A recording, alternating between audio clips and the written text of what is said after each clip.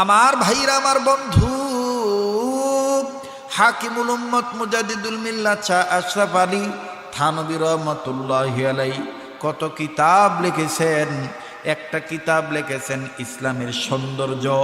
এই ইসলামের সৌন্দর্য কিতাবের মধ্যে অনেক ঘটনার মধ্যে একটা ঘটনা এরকম পাওয়া যায়।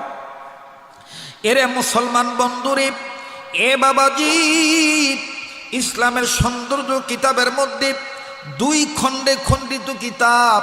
এই কিতাবটার মধ্যে হযরত কত সুন্দর করে বলে দিয়েছেন। সূরাতুল হিজরের 14 নম্বর কি 9 নম্বর আয়াত, 14 নম্বর পারার 9 নম্বর আয়াতে আল্লাহ ওয়ালা বলেন, আল্লাহর ওলি থানভী রহমাতুল্লাহি আলাইহি বলেন, ইন্না নাহনু নাযালনা যিকরা ওয়া ইন্না লাহু লাহাফিজুন। কোরআন নাজিল করেছি আমি আল্লাহ, কোরআন হেফাজত করার মালিক আমার আল্লাহ। তবে রে বন্ধু, আমার ভাইরা, কোরআন মানে complete code of life. Islam is the complete code of life. কোরআন মানে কমপ্লিট কোড অফ লাইফ। কোরআন হলো পূর্ণাঙ্গ জীবন ব্যবস্থা। এই জীবন ব্যবস্থা আমার বন্ধুগণ, এই কোরআন নাজিল করেছেন আল্লাহ। জোরে বলেন, কোরআন নাজিল করেছেন কে? আর একবার বলেন কে? আর একবার বলেন কে? এবার বলেন তো দেখি, কোরআন হেফাজত করার মালিক কে? আমার ভাইরা, কোরআনের মধ্যে ইসলামের কথা আছে না নাই? কোরআনের মধ্যে পিতা মাতার খেদমতের কথা আছে না নাই? কোরআনের মধ্যে ইলমে দ্বীন শিক্ষা করার কথা আছে না নাই? কোরআনের মধ্যে সুদ বিরোধী হইতে হবে কথা আছে না নাই? কোরআনের মধ্যে ব্যবসা হালাল কথা আছে না নাই? আমার বন্ধুগণ, মহান আল্লাহ বলেন, তিবিয়ানাল লিকুল্লি শাই। এটা এমন একটা কোরআন, যেই কোরআনের মধ্যে আমি আল্লাহ সব খুলে খুলে বয়ান করে দিয়েছি। সুবহানাল্লাহ। আমার ভাইরা, আমার বন্ধুগণ, অল্প সময় দিলের কান লাগায় কথাগুলি শুনি। এই ইসলামের সৌন্দর্যের মধ্যে, এই কিতাবগুলির মধ্যে হযরতের একটা কথা এত পছন্দ হয়েছে আমার। ইসলাম হেফাজত কিভাবে হবে? ইসলাম হেফাজত হয় 2 প্রকারে। কথা বলেন, ইমান ইসলাম হেফাজত হয় কয় প্রকার? জোরে বলেন, কয় প্রকার? 1 নাম্বার হলো নিজের মধ্যে আগে ইসলামকে হেফাজত করা লাগবে। নিজের ব্যক্তিগত জীবনে আগে ইসলাম হেফাজত করা লাগবে। নিজের গুনাহ করা যাবে না, নিজের কোনো অন্যায় করা যাবে না, নিজের কোনো গীবত করা যাবে না, নিজের কোনো গুনাহে কাবাইর হওয়া যাবে না, কবিরা গুনাহ করা যাবে না।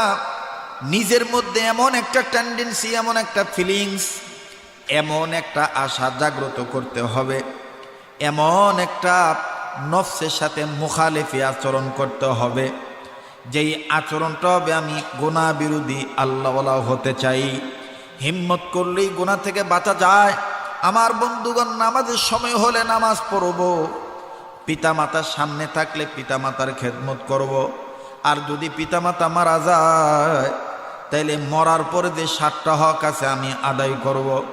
আমার বন্ধুগণ, মা বাপ জীবিত থাকলে সন্তানদের পক্ষ থেকে মা বাবার প্রতি 7টা হক, আর মা বাপ মারা গেলে সন্তানদের প্রতি মা বাবার প্রাপ্য হক হইল 7টা। এই হলো 14টা হক। আরে বন্ধু, ইসলাম আগে হেফাজত করতে হবে। নিজের মধ্যে ইবাদতের স্বাদ, ইবাদতের জজবা তৈরি করে নিজের মধ্যে ইবাদতের মজা তৈরি করতে হবে। নিজের মধ্যে ইমানের স্বাদ অর্জন করা লাগবে। এরপরে রাষ্ট্রীয়ভাবে ইমান হেফাজত করা যাবে। নিজের মধ্যে নিজে সুদ খাই, নিজে ঘুষ খাই, নিজে জেনা করি, নিজে অন্যায় করি, নিজে মিথ্যা বলি, নিজে ধোঁকা দেই।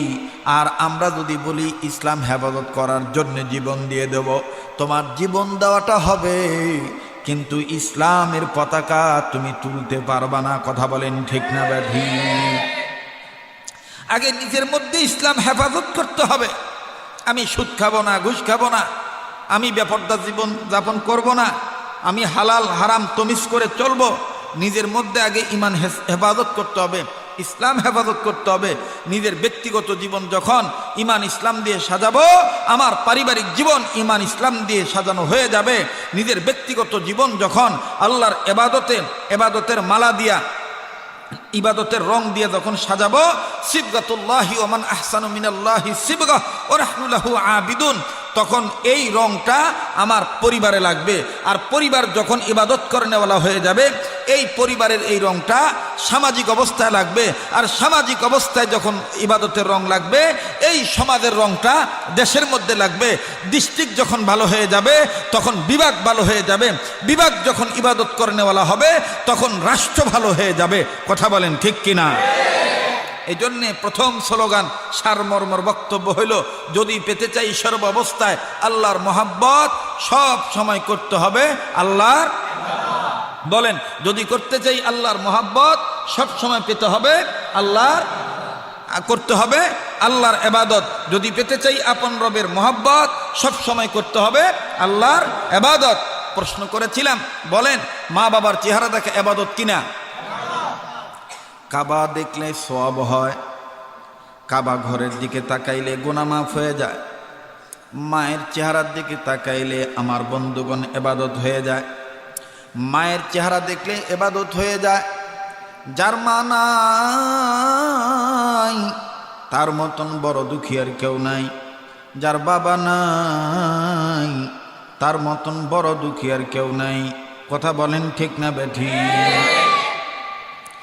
আগামীকালকে শুক্রবার, আমাদের একজন মুতাবার বুজুর্গ বলেন, কোন ছেলে মেয়ে, কোন সন্তান, কোন ছেলে আপন মা বাবার কবর যদি শুক্রবারে জিয়ারত করার নিয়তে ফজরের নামাজের পরে সূরা ইয়াসিন তেলাওয়াত করে কবরের কাছে দাঁড়াইয়া, আর যদি মা বাবার কবর জিয়ারত করে যদি দোয়া করে, যেই সন্তান মা বাবার কবরের কাছে দাঁড়াইয়া জিয়ারত করলো, সূরা ইয়াসিন তেলাওয়াত করলো, যেই শুক্রবার তেলাওয়াত করলো, আগামী শুক্রবার পর্যন্ত সন্তানের এই জিয়ারতের বরকতে, সূরা ইয়াসিন তেলাওয়াত করার বরকতে আগামী শুক্রবার পর্যন্ত মা বাবার কবর আযাব আল্লাহ মাফ করে দিবে।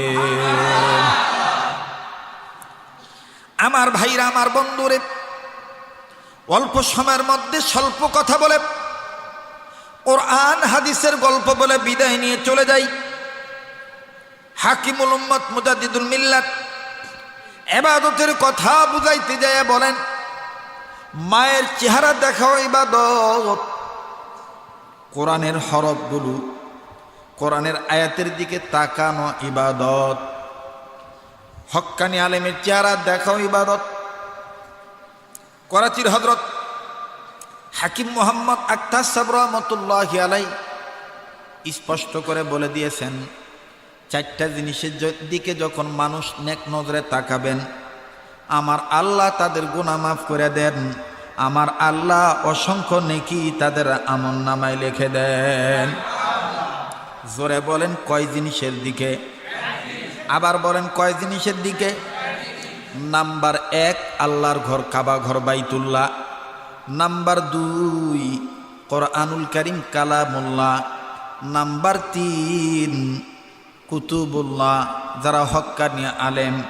নাম্বার 4, মা বাবার চেহারার দিকে তাকাইলে আল্লাহ গুনাহ মাফ করে দেন। মা বাবার চেহারার দিকে তাকাইলে আল্লাহ খুশি হইয়া যায়। আমার ভাইরা, আমার বন্ধুরে, অনেক মানুষ আছেন হুজুর, তাহলে তো নিজের জীবনটা বৃথা হয়ে গেল,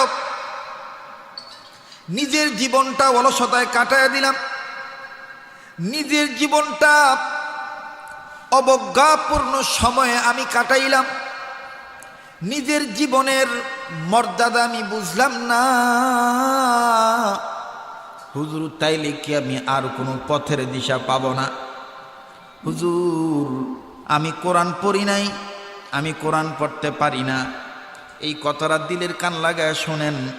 হতে পারে এই এতটুকুন কথার দ্বারা আল্লাহ পাক আমাকে আপনাকে হেদায়েত দিতে পারে। আল্লাহর একজন ওলি বলেন, কোরআনের দিকে তাকাইলো, মহান আল্লাহ মাফ করিয়া দেন। আল্লাহু আকবার। হুজ্জাতুল ইসলাম ইমাম গাজালি রহমতুল্লাহি আলাইহি হযরত তো অনেক কিতাব লিখেছেন, এর মধ্যে একটা কিতাব আমার বন্ধুগণ কোরআনুল কারীমের বরকত, কোরআনুল কারীমের মুজিজা, কোরআনুল কারীমের কারামত, কোরআনুল কারীমের বরকত, কোরআনুল কারীমের ফজিলত, এই ধরনের কিতাব লিখতে যাইয়া ইমাম গাজালি রহমতুল্লাহি আলাইহি কত সুন্দর করে সংক্ষেপে বলে দিয়েছেন। আজকে আমরা যারা ভ্যান চালাই, রিক্সা চালাই, আজকে যারা আমরা গরিব মানুষ, আজকে যারা আমরা ছোটবেলায় কোরআন পড়তে পারি নাই, এখন 5 ওয়াক্ত নামাজ পড়ি, কিন্তু ইমাম সাহেবের তেলাওয়াত শোনার পরে মনে মনে আক্ষেপ জাগে, হায়রে কপাল মন্দ, চোখ থাকিতে হয়ে গেছি অন্ধ, যার কারণে আমার জন্য শিক্ষার দরজা বন্ধ। না না না, শিক্ষার দরজা আপনার জন্য বন্ধ হয় নাই। ইমাম গাজালি রহমতুল্লাহি আলাইহি লেখেন, কোরআনুল কারীমের দিকে তাকাইলেও মহান আল্লাহ মাফ করে দেয়, কোরআনুল কারীমের দিকে তাকাইলেও আল্লাহ পাক কবরের আযাব বন্ধ করে দিয়ে কবরটা জান্নাত বানিয়ে দেন। জোরে বলেন না সুবহানাল্লাহ।